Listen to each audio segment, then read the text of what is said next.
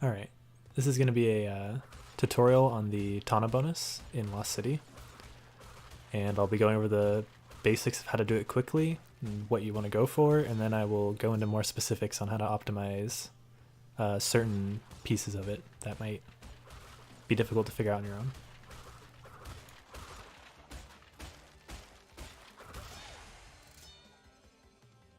So, the general idea of how to go quickly in this bonus is to not have to bounce on any of the bouncy crates that normally take 5 bounces to break, and to be able to spin every one of them, because that's just a lot quicker than taking the time to bounce on them. So the general way of doing this is to first clear out all the boxes that are up above Crash's head, just to get them out of the way. And once you're left with the bottom 2 rows of boxes, or if some of the top row out of those bottom 2 are broken, that's okay too. But you want there to be some left of the top row on the bottom and the entire bottom row left.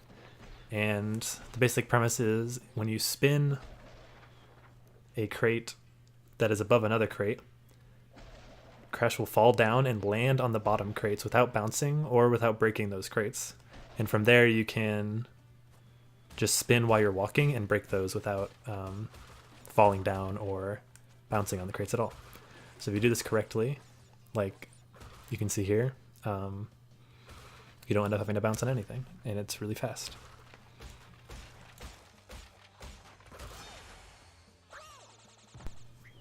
So once you're able to start breaking all these bouncy crates by spinning all of them rather than bouncing 5 times, you can start looking into more specific optimizations, which I will start going through one by one. So the first one is right at the beginning of the bonus. You want to spin as you're falling off the ledge and delay your jump as much as you can. And if you do it correctly, you'll spin the first 2 boxes and land on the 3rd box and start bouncing across the bridge from there. And this saves just a little bit of time not having to bounce across those 2 crates and just spinning them instead. It's a little tricky to get the timing, so if you want to just get 1 crate, that's still worth it. It's still good to do, but just know you can get 2, and it's a little better. The next optimization is being able to bounce from the last normal crate and bounce high enough to spin both of the very top left crates at the same time, which is a little harder than it looks. But the main thing to worry about there is to just be making sure you're holding down X when you bounce up there, so you get enough height that your spin will actually reach both boxes. Because if you leave one, then it becomes really difficult to clear the top layer, because you don't have a way of getting up that high again. Because once Crash is kind of in the middle of it, you need a room on either the left or right to get out of there to spin more of the top. Next important optimizations are a little more tricky.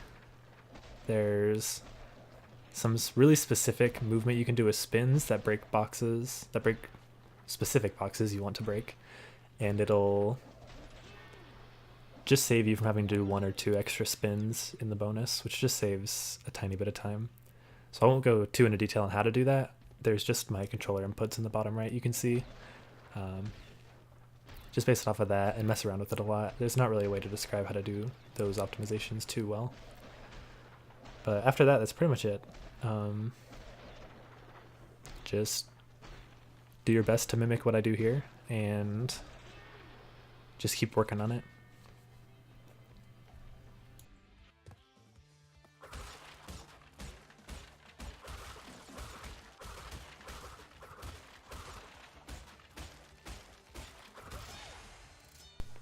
One of the most important things to realize about this bonus, though, is it's almost never going to go exactly perfect like you want it to.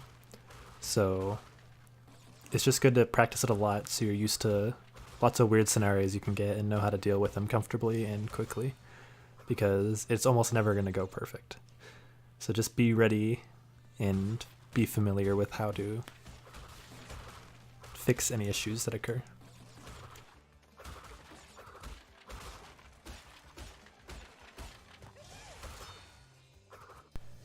Last thing I want to touch on is if you're playing on console or on 30 FPS for some reason on PC,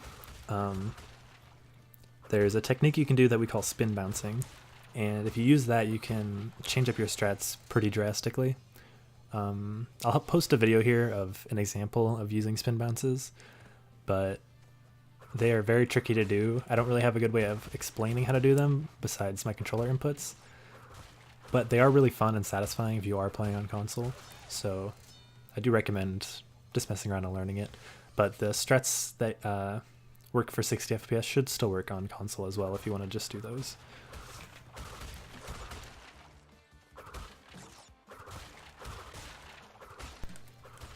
I hope this was helpful in some way. I'm going to be trying to do more tutorials like this and working on my commentary and video editing to make efficient, informative tutorials on little things like this that people might be confused about. So I know this has been a little choppy, like my talking is a little off and not scripted super well, but I'll get better from here and keep making tutorials because I want more people to get good at this game. So get ready for that. See ya.